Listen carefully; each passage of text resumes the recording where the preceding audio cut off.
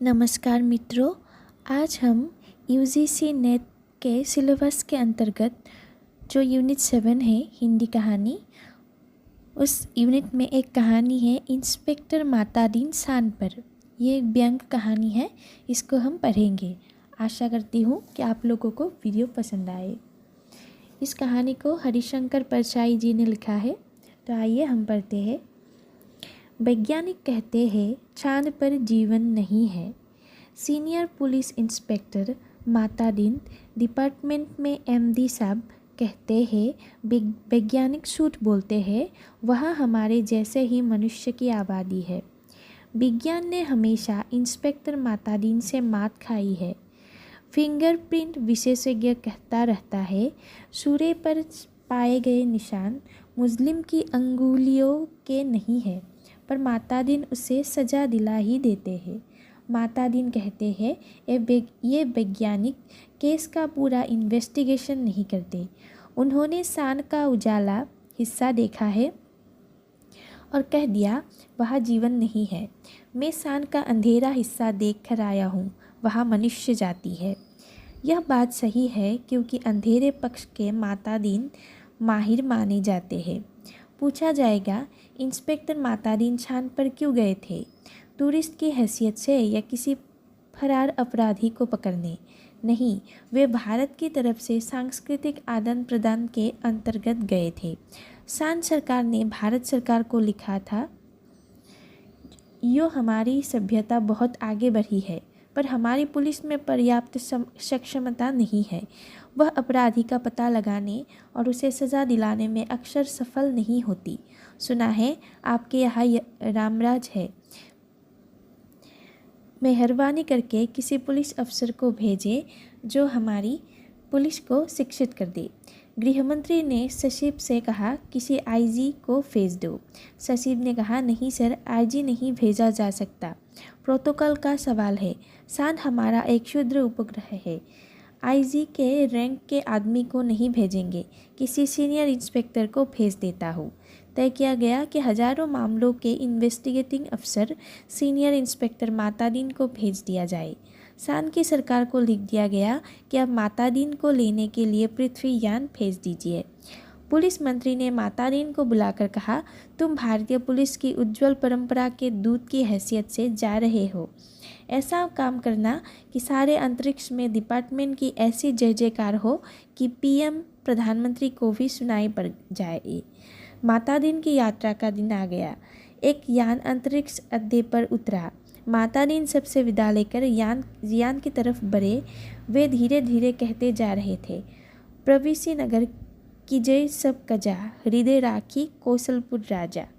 यान के पास पहुंचकर मातादीन ने मुंशी अब्दुल गफूर को पुकारा। मुंशी गफूर ने एड़ी मिलाकर सैलूट फटकारा। बोला, जी पेक्सा, FIR रख दी है।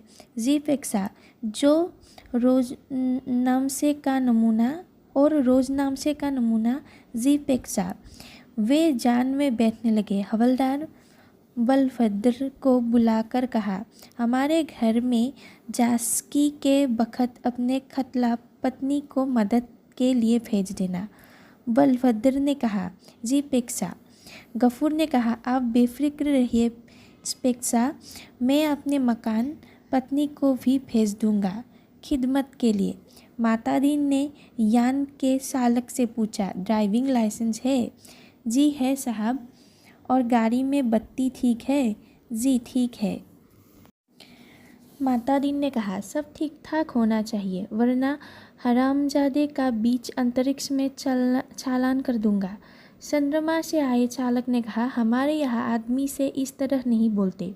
मातादीन ने कहा, जानता हूँ बे, तुम्हारी पुलिस कमज़ोर है, अभी मैं ठीक करता हूँ। मातादीन यान में कदम रख ही रहे थे कि हवलदार राम से जीवन फाँकता हुआ आया। बोला, स्पेक्सा, SP साहब के घर में से कहे के चांद में एड़ी चमकाने के का पत्थर लेते आना।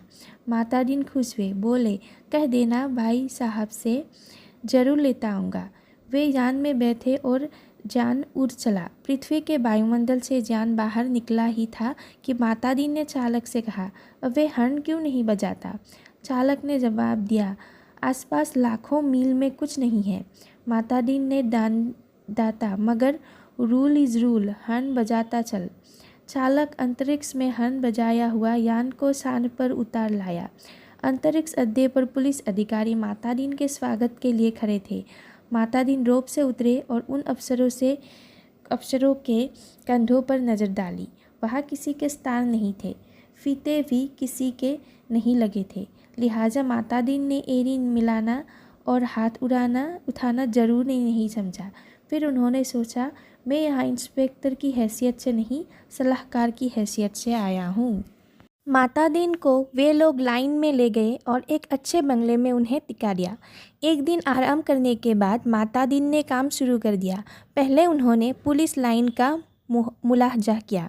शाम को उन्होंने आईजी से कहा, आपके यहाँ पुलिस लाइन में हनुमान जी का मंदिर नहीं है? हमारे रामराज में पुलिस लाइन में हनुमान जी है। आईजी ने कहा, हनुमान कौन थे? हम नहीं जानते।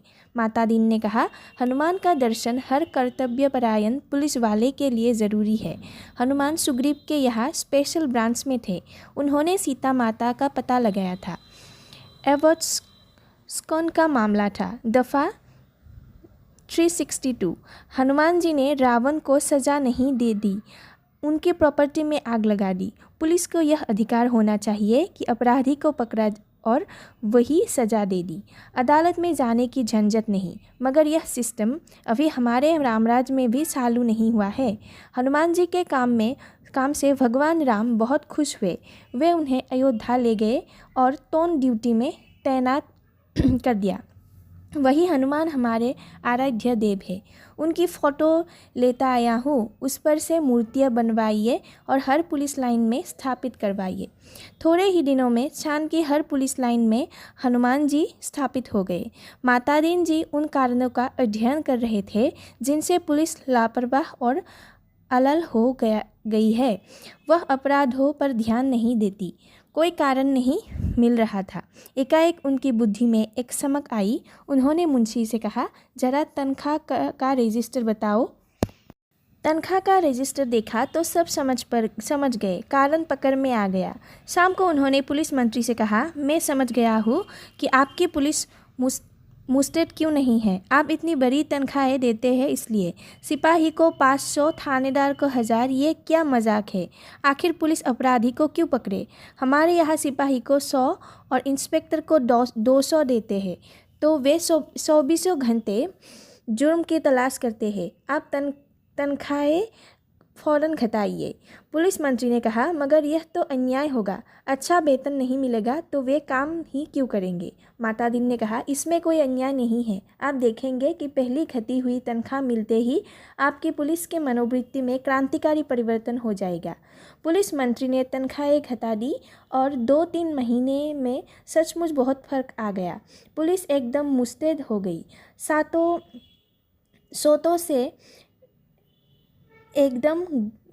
सोते से एकदम जाग गई। चारों तरफ नज़र रखने लगी। अपराधियों की दुनिया में घबराहट छा गया। पुलिस मंत्री ने तमाम थानों के रिकॉर्ड बुलाकर देखे। पहले से कई गुने अधिक केस रजिस्टर हुए थे। उन्होंने माता दीन से कहा, मैं आपकी सूझ की तारीफ़ करता हूँ। आपने क्रांति कर दी, पर यह हुआ किस तरह? माता दीन ने समझाया, बात बहुत मामूली है। हम तनख्वाह देंगे तो मुजरिम की गुजर नहीं होगी। कम तनख्वाह दोगे तो मुलाजिम की गुजर नहीं होगी। 100 रुपये में सिपाही बच्चों को नहीं पाल सकता। 200 में इंस्पेक्टर ठाट बाट नहीं मेंटेन कर सकता। उसे ऊपरी आमदनी करनी ही पड़ेगी, और ऊपरी आमदनी तभी होगी जब वह अपराधी को पकड़ेगा, गरज की वह अपराधों पर नज़र रखेगा। सचेत, कर्तव्यपरायण और मुस्तैद हो जाएगा। हमारे रामराज के सच और सक्षम प्रशासन का यही रहस्य है। चंद्रलोक में इस चमत्कार की खबर फैल गई। लोग माता दीन को देखने आने लगे कि वह आदमी कैसा है जो तनख्वाह कम करके सक्षमता ला देता है। पुलिस के लोग भी खुश थे। वे कहते, गुरु, अब आप इधर न पधारते तो हम सभी कोरी तनख्वाह से ही गुजर गुजर करते रहते। सरकार भी खुश थी कि मुनाफे का बजट बनने वाला था। आधी समस्या हल हो गई। पुलिस अपराधी पकड़ने लगी थी। अब मामले की जांच विधि में सुधार करना रह गया था। अपराधी को पकड़ने के बाद उसे सज़ा दिलाना मातादीन इंतज़ार कर रहे थे कि कोई बड़ा केस हो जाए तो नमूने के तौर पर उसका इन्वेस्टिगेशन कर बताए। एक दिन आपसी मारपीट में एक आदमी मारा गया। मातादीन कोतवाली में आकर बैठ गए और बोले, नमूने के लिए इस केस का इन्वेस्टिगेशन मैं करता हूँ, आप लोग सीखिए। यह कत्ल का केस है। कत्ल से के केस में एविडेंस बहुत पक्का होना चाहिए। कोतवाल ने कहा, पहले कातिल का पता लगाया जाएगा, तभी तो एविडेंस इकट्ठा किया जाएगा। मातादीन ने कहा, नहीं, उल्टे मत चलो, पहले एविडेंस देखो। क्या कहीं खून मिला किसी के कपड़ों पर या और कहीं? एक इंस्पेक्टर ने कहा, हाँ, मरने वाले तो भाग गए थे। मृतक सड़क पर बेहोश पड़ा था। एक भला आदमी वहाँ रहता है, उसने उठाकर अस्पताल भेजा। उस भले आदमी के कपड़े पर खून का दाग लग गए हैं। मातादीन ने कहा, उसे फ़ौरन गिरफ्तार करो। कोतवाल ने कहा, मगर उसने तो मरते हुए आदमी की मदद की थी। मातादीन ने कहा, वह सब ठीक है, पर तुम खून के दाग ढूंढने और कहाँ जाओगे? जो एविडेंस मिल रहा है उसे तो कब्जे में करो। वह फला आदमी पकड़ कर बुलवा लिया गया। उसने कहा, मैंने तो मरते आदमी को अस्पताल भिजवाया था, मेरा क्या कसूर है? शान की पुलिस उसकी बात से एकदम प्रभावित थे। मातादीन प्रभावित नहीं हुए। सारा पुलिस महकता उत्सुक था कि अब मातादीन क्या तर्क निकालता है। मातादीन ने उससे कहा, पर तुम झगड़े की जगह गए क्यों? उसने जवाब दिया, मैं झगड़े की जगह नहीं गया, मेरा वहाँ मकान है, झगड़ा मेरे मकान के सामने हुआ।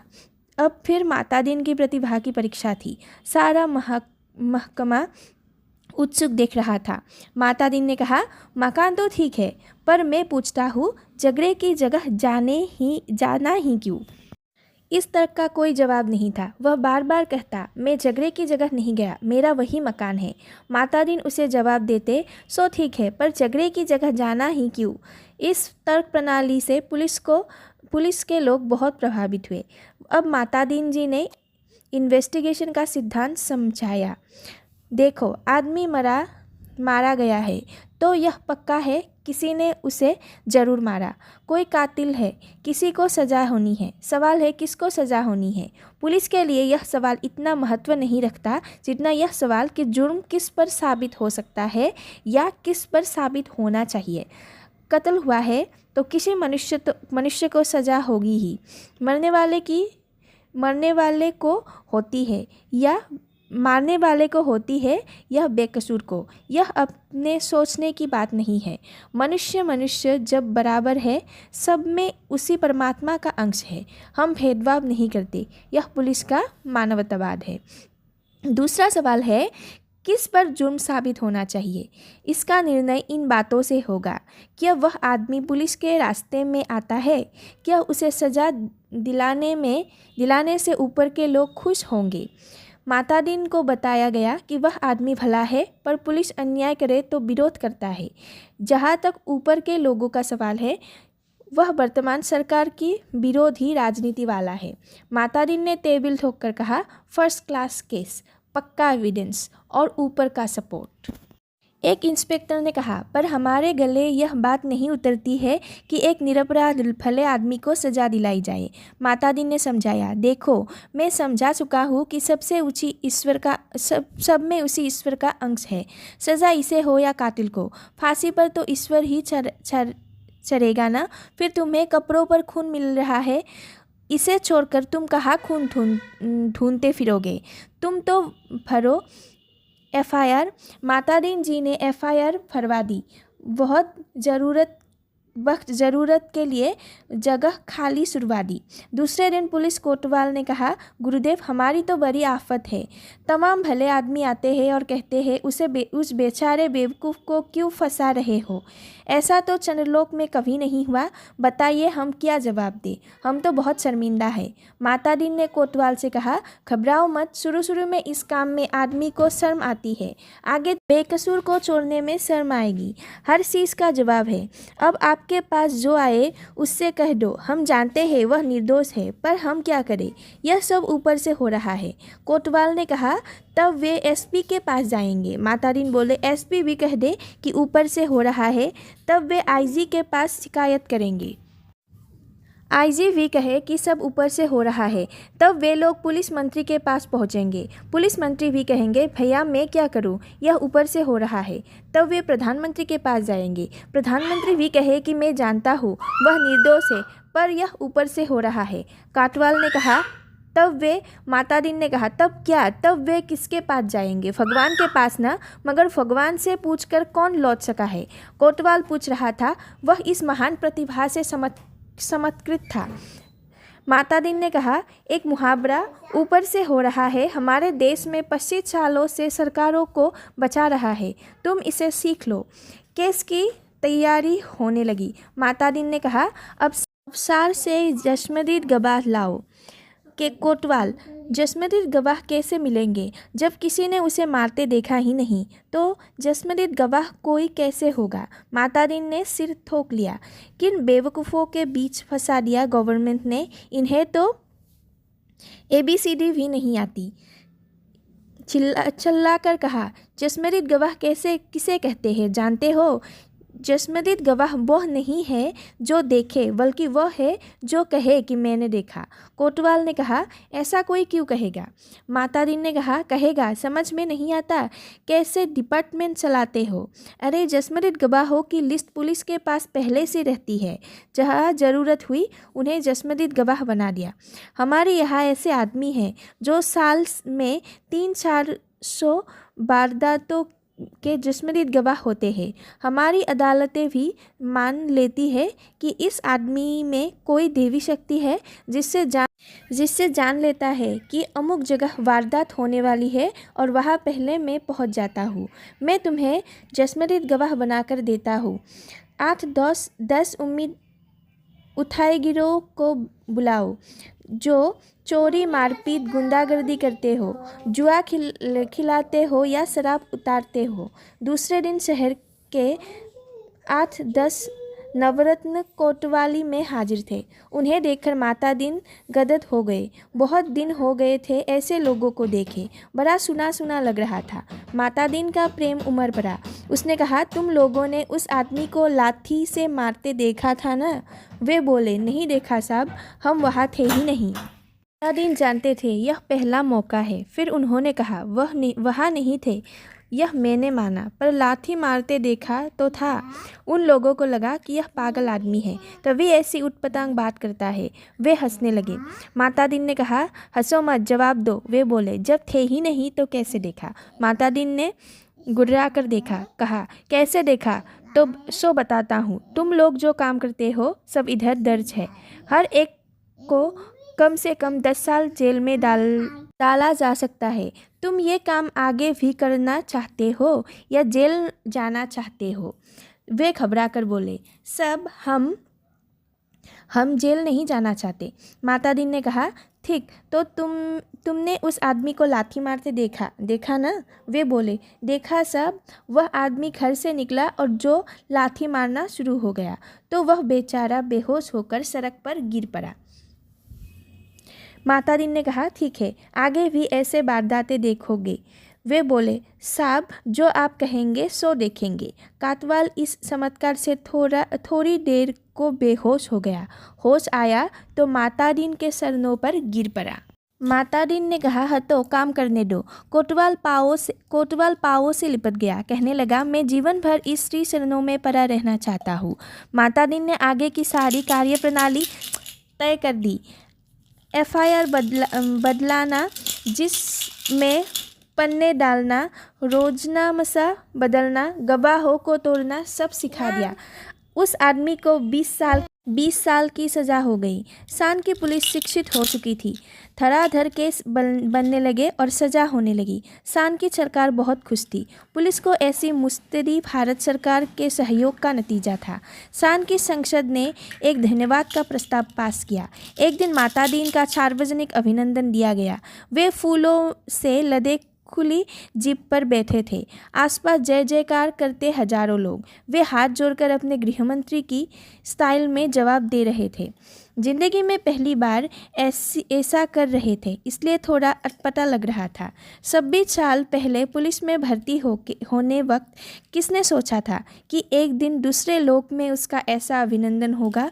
वे पछताए। अच्छा होता कि इस मौके के लिए कुर्ता, टोपी और धोती ले आते। भारत के पुलिस मंत्री टेलीविज़न पर बैठे यह दृश्य देख रहे थे और सोच रहे थे, मेरी सद्भावना यात्रा के लिए वातावरण बन गया। कुछ महीने निकल गए। एक दिन शान की संसद का विशेष अधिवेशन बुलाया गया। बहुत तूफान खड़ा हुआ। गुप्त अधिवेशन था, इसलिए रिपोर्ट प्रकाशित नहीं हुई, पर संसद की दीवारों से टकराकर कुछ शब्द बाहर आए। सदस्य गुस्से से चिल्ला रहे थे, कोई बीमार बाप का इलाज नहीं करता, डूबते बच्चे को कोई नहीं बचाता, जलते मकान की आग कोई नहीं बुझाता, आदमी जानवर से बदतर हो गया, सरकार फौरन इस्तीफा दे। दूसरे दिन चांद के प्रधानमंत्री ने माता दीन को बुलाया। माता दीन ने देखा, वे एकदम बूढ़े हो गए थे। लगा ये कोई रात सोए नहीं है। रुआए से होकर प्रधानमंत्री ने कहा, माता दीन जी, हम आपके और भारत सरकार के बहुत आभारी हैं। अब आप कल देश वापस लौट जाइए। माता दीन ने कहा, मैं तो टर्म ख़त्म करके ही जाऊंगा। प्रधानमंत्री ने कहा, अब बाकी टर्म का वेतन ले जाइए, डबल ले जाइए, ट्रिपल ले जाइए। माता दीन ने कहा, हमारा सिद्धांत है, हमें पैसा नहीं, काम प्यारा है। आखिर चांद की प्रधानमंत्री ने भारत के प्रधानमंत्री को एक गुप्त पत्र लिखा। चौथे दिन माता दीन जी को वापस लौटने के लिए अपने IG का ऑर्डर मिल गया। उन्होंने SP साहब के घर के लिए एडी चमकाने का पत्थर यान में रखा और चांद से विदा हो गए।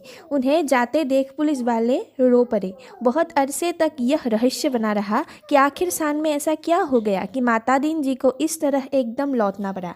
शान के प्रधानमंत्री ने भारत के प्रधानमंत्री को क्या लिखा था? एक दिन वह पत्र खुल ही गया। उसमें लिखा था, इंस्पेक्टर माता दीन की सेवाएं हमें प्रदान करने के लिए अनेक धन्यवाद, पर अब आप उन्हें फ़ौरन बुला लें। हम भारत को मित्र देश समझते थे, पर आपने हमारे साथ शत्रुवत व्यवहार किया है। हम भोले लोगों से आपने विश्वासघात किया है। आपके माता दीन जी हमारे पुलिस को जैसा कर दिया है, उसके नतीजे ये हुए। कोई आदमी किसी मरते हुए आदमी के पास नहीं जाता, इस डर से कि वह कत्ल के मामले में फंसा दिया जाएगा। बेटा बीमार बाप की सेवा नहीं करता। वह डरता है बाप मर गया तो उस पर कहीं हत्या का आरोप नहीं लगा दिया जाए। घर जलते रहते हैं और कोई बुझाने नहीं जाता। डरता है कि कहीं उस पर आग लगाने का जुर्म कायम न कर दिया जाए। बच्चे नदी में डूब रहते हैं और कोई उन्हें नहीं बचाता, इस डर से कि उस पर बच्चों को डुबाने का आरोप न लग जाए। सारे भारतीय संबंध समाप्त हो रहे हैं। माता दीन जी ने हमारी आधी संस्कृति नष्ट कर दी है। अगर वे यहाँ रहे तो पूरी संस्कृति नष्ट कर देंगे। उन्हें फ़ौरन रामराज में बुला लिया जाए। तो कहानी यहीं पे समाप्त होती है। अगर आप लोगों को वीडियो अच्छा लगा हो तो लाइक कीजिए। कुछ कहना है तो कमेंट बॉक्स में आप कमेंट कर सकते हैं और मेरे चैनल को ज़रूर सब्सक्राइब कीजिए। धन्यवाद।